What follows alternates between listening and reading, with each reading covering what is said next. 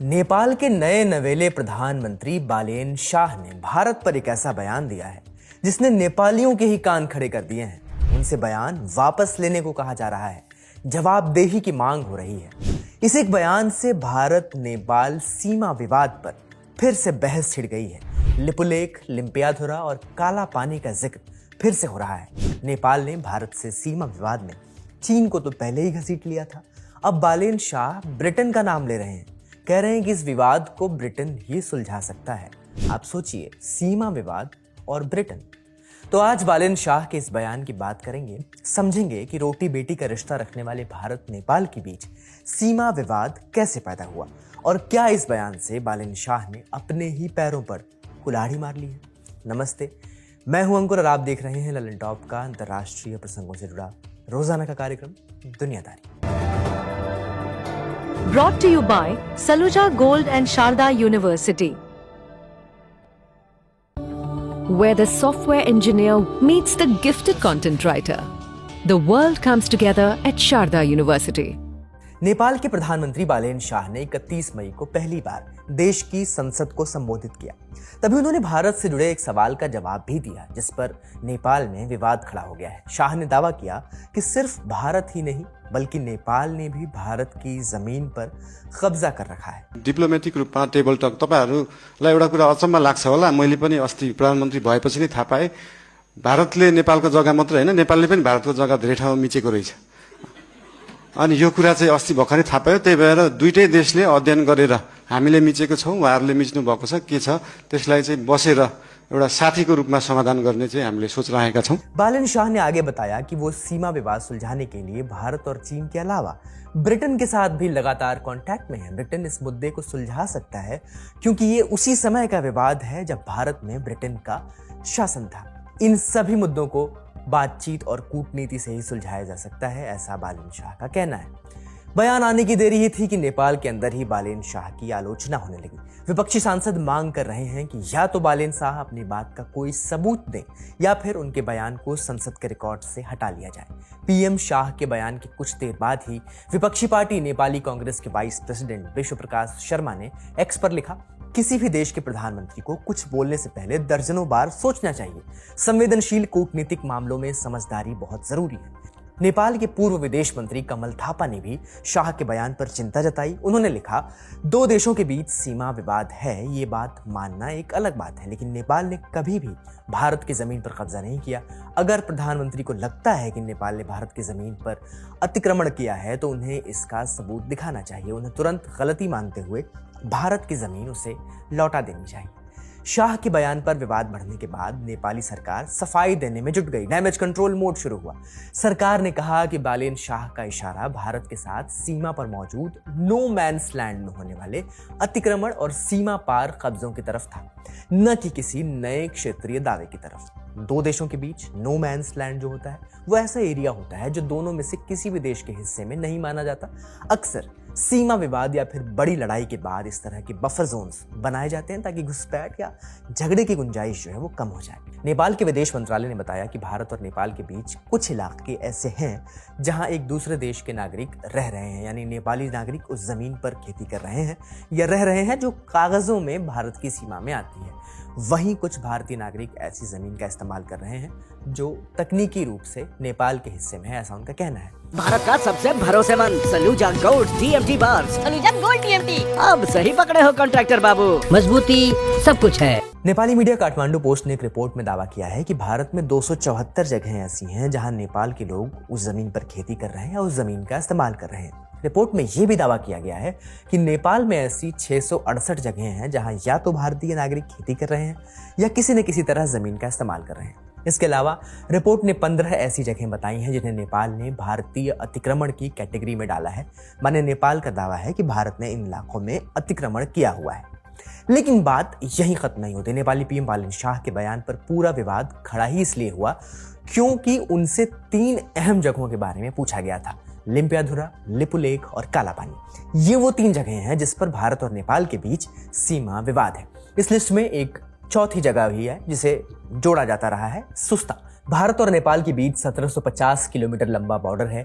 जिन जगहों पर विवाद है उनमें से काला पानी, लिपुलेख और लिम्पियाधुरा उत्तराखंड बॉर्डर पर है, जबकि सुस्ता नेपाल की दक्षिणी सीमा पर है, बिहार की तरफ। भारत नेपाल सीमा का निर्धारण 19वीं सदी की शुरुआत में हुआ था। तब नेपाल में शाह राजवंश का शासन था। इसकी बुनियाद पृथ्वी नारायण शाह ने रखी थी। पृथ्वी नारायण शाह 1743 में गोरखा साम्राज्य के राजा हुए। उस समय नेपाल अलग अलग रियासतों में बटा था।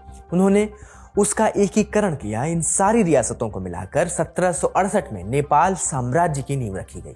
पृथ्वी नारायण शाह ही नेपाल के पहले राजा हुए। उनका साम्राज्य पूर्व में सिक्किम और पश्चिम में गढ़वाल और कुमाऊं तक फैला हुआ था। इस समय भारत में ब्रिटिश ईस्ट इंडिया कंपनी अपने पैर पसार रही थी। मद्रास, बंबई और कोलकाता में उनके बेस तैयार थे। अब वे उत्तर भारत में दबदबा कायम करने की फिराक में थे। उसी दौरान उनका नेपाल से विवाद हुआ। तिब्बत के साथ व्यापार में मुश्किल पैदा हो रही थी और आखिरकार नवंबर 1814 में ईस्ट इंडिया कंपनी ने नेपाल के खिलाफ एक जंग शुरू कर दी थी। 2 बरस बाद वो लड़ाई खत्म हुई और अंत में नेपाल को सरेंडर ही करना पड़ा। फिर 1816 में ईस्ट चंपारण के सुगौली में एक संधि हुई। इसमें नेपाल की सीमा तय की गई। सुगौली संधि के 5वें अनुच्छेद में यह दर्ज था कि नेपाल काली नदी के पश्चिम के इलाकों पर से अपना दावा हमेशा के लिए छोड़ रहा है। इस तरह काली नदी नेपाल की पश्चिमी सीमा बन गई, जबकि पूरब में मेची नदी को सीमा बनाया गया। मेची को लेकर अभी तक कोई विवाद सामने नहीं आया है, लेकिन काली नदी पर पेंच फंसा हुआ है। असली विवाद इस नदी के उद्गम को लेकर है कि नदी शुरू कहां से मानी जाए। काली नदी महाकाली की सहायक मानी जाती है। अब महाकाली की 2 धाराएं हैं। एक लिप्याधुरा से निकलती है जो उत्तराखंड में है, जबकि दूसरी धारा लिपुलेख से निकलती है। लिपुलेख वो इलाका है जो चीन, नेपाल और भारत का ट्राई जंक्शन है। लिपुलेख से होकर ही चीन के मानसरोवर जाने का एक रास्ता है। सुगौली संधि में कोई नक्शा नहीं लगाया गया था और न ही ये बताया गया था कि इस नदी का उद्गम कहाँ होगा। इसलिए इसके निर्धारण को लेकर हमेशा असमंजस बना ही रहा। नेपाल कहता है कि काली नदी लिम्पियाधुरा से निकलती है, क्योंकि काला पानी और लिपुलेख लिम्पियाधुरा के पूर्व में है। इसलिए लिम्पियाधुरा से काला पानी और लिपुलेख तक का लगभग 35 वर्ग किलोमीटर का इलाका उसका है। ये नेपाल का दावा है। नेपाली अधिकारी ये कहते रहे हैं कि सुगौली संधि के बाद बनाए गए कई मानचित्र काला पानी को नेपाली क्षेत्र के रूप में दिखाते हैं। भारत की आजादी के बाद भी स्थानीय लोगों ने कई सालों तक नेपाल को टैक्स दिया। भारत कहता है कि काली नदी की शुरुआत लिम्पियाधुरा से बहुत नीचे कहीं है, काला पानी के पास में। नक्शे में उत्तर की तरफ की सीमा निर्धारित नहीं की गई थी और तो और लंबे समय से उस इलाके का कंट्रोल भारत के पास रहा है। 1962 युद्ध के दौरान भारत ने इस इलाके में अपनी फौज भी तैनात की थी। तब भी नेपाल ने नहीं कहा कि हमारे इलाके में आपकी फौज क्या कर रही है, इसलिए ये इलाका तो हिंदुस्तान का हुआ, भारत ऐसा कहता है। अब सुस्ता को लेकर क्या झगड़ा है? सुस्ता नेपाल की दक्षिणी सीमा पर है, बिहार से लगा हुआ। 1816 की सुगौली संधि ने नारायणी नदी को भारत और नेपाल के बीच की सीमा के रूप में मान्यता दी थी। इसके मुताबिक नदी का पूर्वी भाग भारत का था और पश्चिमी भाग नेपाल का। जिस समय संधि पर हस्ताक्षर हुए उस समय सुस्ता का इलाका इस नदी के पश्चिम में ही था, लेकिन जैसे जैसे नदी ने अपना रास्ता बदला सुस्ता नदी के पूर्व में चला गया। क्योंकि सुगौली संधि के मुताबिक नदी के पश्चिम का इलाका भारत का था, इसलिए ये इलाका दोनों देशों के बीच विवाद की वजह बना। अब दावे हो गए सारे। विवाद कब शुरू हुआ? सुगौली संधि के 175-180 साल तक सीमाओं को लेकर कोई बड़ा विवाद नहीं हुआ। 1950 में भारत ने नेपाल के साथ एक मैत्री संधि भी की। इसमें सीमाओं को खुला रखने पर सहमति बन गई कि जब इतना क्लोज कोऑर्डिनेशन है तो क्यों इसमें बाड़ लगाना। दोनों देशों के लोग एक दूसरे के यहाँ बिना पासपोर्ट और वीजा के आ जा सकते थे, काम कर सकते थे। मगर 1990 के दशक में नेपाल में लोकतंत्र आया और फिर संसदीय चुनाव का रास्ता साफ हुआ। तब नेपाल सरकार ने भारत के साथ सीमाओं का मामला उठाना शुरू किया। कई बार कमेटीज भी बनाई गई मगर कोई ठोस हल नहीं निकला। फिर आया 2019 का साल। 5 अगस्त को भारत ने आर्टिकल 370 को हटाकर जम्मू कश्मीर का विशेष दर्जा खत्म कर दिया। जम्मू कश्मीर को, लद्दाख को यूनियन टेरिटरी घोषित किया गया। इसमें कुछ ही दिनों बाद भारत ने अपना नया नक्शा जारी किया। सर्वे जनरल ऑफ इंडिया की तरफ से जारी इस नक्शे में काला पानी को भारत में दिखाया गया। नेपाल ने इस पर आपत्ति दर्ज करा दी। नेपाल के विदेश मंत्रालय ने कहा कि नेपाल सरकार अपनी सीमाओं की सुरक्षा के लिए प्रतिबद्ध है और हमारी पोजीशन ये है कि पड़ोसी देशों के साथ सीमा विवाद ऐतिहासिक दस्तावेजों, तथ्यों और सबूतों के आधार पर डिप्लोमेटिक चैनल्स के जरिए सुलझाने चाहिए। इसके एक दिन बाद भारत के विदेश मंत्रालय ने जवाब दिया, कहा कि हमारा नक्शा भारत की संप्रभु सीमा को दर्शाता है। नए नक्शे में नेपाल की सीमा के साथ कोई बदलाव नहीं किया गया। हमने एक्सटर्नल बॉर्डर्स को नहीं बदला है, हमने तो अपने स्टेट्स के अंदर एक रीऑर्गेनाइजेशन किया है। 18 नवंबर 2019 को नेपाल के तत्कालीन प्रधानमंत्री केपी शर्मा ओली ने कहा कि काला पानी का इलाका नेपाल का है, भारत को तत्काल प्रभाव से अपने सैनिकों को वहां से निकाल लेना चाहिए। फिर 8 मई 2020 को भारत ने धारचूला को लिपुलेख से जोड़ने वाली सड़क का उद्घाटन किया।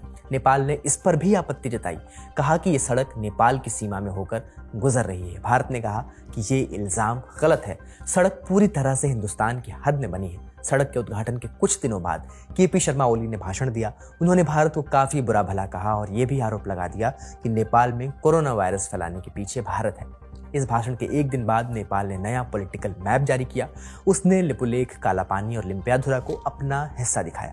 15 मई 2020 को तत्कालीन सेना प्रमुख जनरल MM नरवणे ने दावा किया था कि नेपाल ये सब किसी और के कहने पर कर रहा है। उस समय उनकी इस टिप्पणी को इस संकेत के तौर पर देखा गया था कि नेपाल चीन के इशारे पर काम कर रहा है। इसके बाद जब जब केपी शर्मा ओली सत्ता में आए, भारत और नेपाल के बीच सीमा विवाद उठता रहा। प्रधानमंत्री बनने से पहले बालेन शाह ने काठमांडू का मेयर रहते हुए ग्रेटर नेपाल का नक्शा अपने दफ्तर में लगा रखा था। इसमें भारत के कई इलाकों को नेपाल का हिस्सा दिखाया गया था। उनके प्रधानमंत्री पद संभालने के बाद जब भारत और चीन ने लिपुलेख दर्रे के रास्ते कैलाश मानसरोवर यात्रा फिर से शुरू करने का फैसला किया, तो बालेन शाह की सरकार ने इस पर भी आपत्ति जताई। हालांकि उनके ताज़ा बयान पर पूरे नेपाल में अब उनकी आलोचना हो रही है।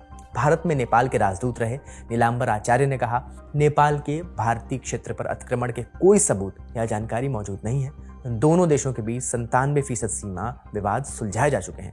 कुछ इलाकों में किसानों के एक दूसरे देशों की जमीन इस्तेमाल करने की घटनाएं जरूर हो सकती हैं। JNU के प्रोफेसर रह चुके और साउथ ईस्ट एशिया मामलों के एक्सपर्ट SD मुनि ने एक्स पर लिखा, प्रधानमंत्री बालेन शाह इस बात को खुलकर स्वीकार करने के लिए बधाई के पात्र हैं कि भारत नेपाल सीमा विवाद एक तरफा नहीं है। सुस्ता इलाके में नदी का रास्ता बदलने की वजह से नेपाल का कब्जा उस जमीन पर है जिसे भारत अपना क्षेत्र मानता है। इस मुद्दे को अंतर्राष्ट्रीय मंचों पर उठाने या अंतर्राष्ट्रीय बनाने की उनकी कोशिशें शायद उल्टा असर डालेंगी। ये समस्या के समाधान को और मुश्किल बना सकती हैं। तो आपने अब तक इतिहास जाना, ये जाना कि जानकार इस पर क्या कह रहे हैं। आपका इस पर क्या कहना है, ये हमें कमेंट बॉक्स में जरूर बताएं। बड़ी खबर को हम यहीं विराम देते हैं और अब सुर्खियों की बारी है। अमेरिका ईरान के बीच कागज पर सीजफायर अभी भी कायम है, पर जमीन पर तनाव तेजी से बढ़ रहा है। 30 और 31 मई को अमेरिका ने ईरान के गोरूक और किश्म द्वीप पर हवाई हमले किए थे। अमेरिका का दावा है कि यह हमले सेल्फ डिफेंस यानी आत्मरक्षा में किए गए, क्योंकि ईरान ने अंतर्राष्ट्रीय हवाई क्षेत्र में उड़ रहे उनके एक MQ-1 ड्रोन को मार गिराया था। ईरान ने इन अमेरिकी हमलों का जवाब भी दिया है। ईरान के Islamic revolutionary guards core IRGC का दावा है कि उनकी एरोस्पेस फोर्स ने अमेरिका से जुड़े एक एयरबेस को निशाना बनाया है। ईरान का कहना है कि उसने ये हमला सिरिक आइलैंड पर हुए अमेरिकी हमले के जवाब में किया है, जिसमें आइलैंड के एक टेलीकम्युनिकेशन टावर को निशाना बनाया गया था। सिरिक आइलैंड ईरान के दक्षिणी तट से करीब 65 किलोमीटर दूर है। ईरान ने लोकेशन तो नहीं बताई है, लेकिन कहा जा रहा है कि उसने जिस एयरबेस पर हमला किया वो कुवैत में हो सकता है, क्योंकि 1 जून की सुबह कुवैत के एयर डिफेंस सिस्टम ने कुछ मिसाइलों और ड्रोन्स को इंटरसेप्ट किया। कुवैत के विदेश मंत्रालय ने इस हमले की निंदा की है और कहा है कि वो अपनी सुरक्षा के लिए हर जरूरी कदम उठाएंगे।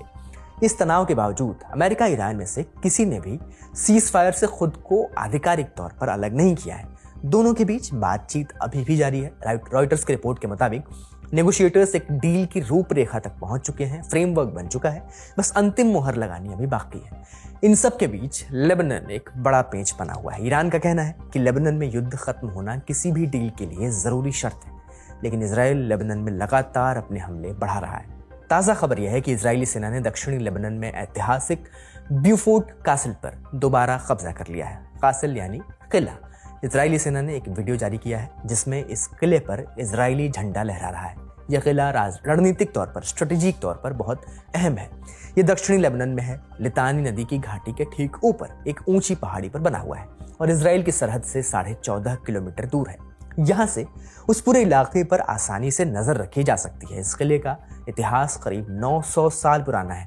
इसे क्रूसेडर्स यानी धर्म युद्ध लड़ने वाले ईसाइयों ने बनवाया था। 44 बरस पहले साल 1982 में इजराइल ने इस किले पर पहली बार कब्जा किया था। तब फिलिस्तीन लिबरेशन ऑर्गेनाइजेशन यानी PLO के लड़ाके इस किले पर काबिज थे।